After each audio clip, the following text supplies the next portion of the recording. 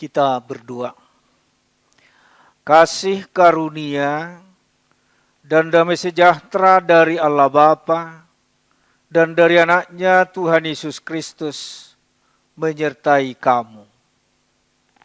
Amin. Shalom saudaraku yang dikasihi Yesus Kristus.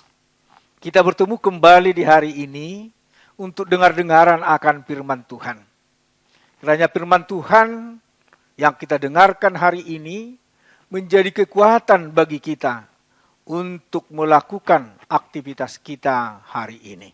Ayat renungan kita hari ini, Rabu 19 Oktober 2022, diambil dari 1 Petrus 2 ayat 16. Hiduplah sebagai orang merdeka, dan bukan seperti mereka yang menyalahgunakan kemerdekaan itu untuk menyelubungi kejahatan-kejahatan mereka. Tetapi hiduplah sebagai hamba Allah. Demikian firman Tuhan. Kita telah dimerdekakan Kristus. Ini yang mau ditekankan oleh Petrus bagi orang-orang percaya bahwa kita ini telah dimerdekakan Kristus melalui pengorbanannya di kayu salib dan kebangkitannya. Banyak orang tua yang telah mengalami penjajahan Belanda dan juga penjajahan Jepang menceritakan apa yang mereka alami kepada cucu-cucunya. Dengan harapan cucunya menghargai kemerdekaan yang telah diraih oleh bangsa Indonesia, supaya mereka mengisi kemerdekaan itu dengan benar-benar. Jemaat yang dikasihi Kristus, demikian juga halnya yang mau diterangkan oleh Petrus kepada orang-orang percaya bahwa kita ini telah merdeka di dalam Kristus. Dan bagaimanakah orang percaya menghargai akan pengorbanan Kristus di kayu salib yang telah memerdekakan kita. Orang tua kita menceritakan pengalamannya, di mana mereka tidak bebas. Biarpun mereka memiliki banyak harta, biarpun ada yang mereka miliki, tetapi mereka tidak bebas memakainya sesuai dengan kehendak mereka. Tetapi hidup mereka dibatasi oleh penjajah pada saat itu. Bahkan penjajah aja yang bebas mengambil miliknya, ternaknya, atau apa yang ada padanya. Dan bahkan banyak mereka yang menceritakan, jika mereka memiliki putri, putrinya ini harus dijaga ketat, disembunyikan, supaya orang-orang penjajah tidak melihat gadisnya ini, karena mereka bebas mengambil putri mereka. Itulah pahitnya hidup di dalam penjajahan.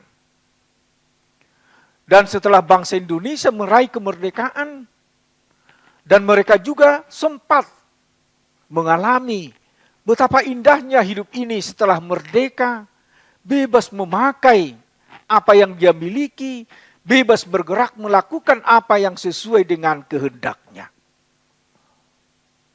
Saudaraku yang dikasihi Yesus Kristus, demikian juga halnya manusia. Sebelum Yesus datang ke dunia ini, kita dibelenggu oleh dosa dan kematian. Kita tidak dapat bebas dari sana. Tetapi Kristus mau membebaskan kita dan memerdekakan kita. Kini Petrus mengajar orang-orang percaya supaya orang percaya menghargai kemerdekaan yang diberikan Kristus. Dan jangan memakai kemerdekaan itu kepada hal-hal yang jahat atau menutup-nutupi kejahatan mereka. Tetapi Petrus mengatakan, tetapi hiduplah sebagai seorang hamba. Saudaraku, apa yang dimaksud oleh Petrus? Seorang hamba Kristus, dia harus dituntun, dipimpin oleh Roh Kudus. Karena orang-orang yang dipimpin oleh Roh Kudus, dia tidak pernah melakukan yang tidak dikehendaki Allah. Seperti yang kita tahu, buah-buah roh. Dan itulah yang mau dihidupi orang-orang percaya. Dan itulah yang dihidupi seorang hamba Kristus. Harus hidup di dalam kasih. Harus hidup di dalam damai sejahtera. Dan hidup di dalam sukacita. Dan inilah yang mau diajarkan firman Tuhan bagi kita saat ini. Jika kita telah mengenal kemerdekaan kita, mari kita pakai kemerdekaan itu untuk melakukan yang terbaik di mata Tuhan. Tapi jangan kita pakai kemerdekaan itu untuk kebebasan kita sebebas-bebasnya. Dan itulah bedanya orang percaya dengan orang yang tidak percaya.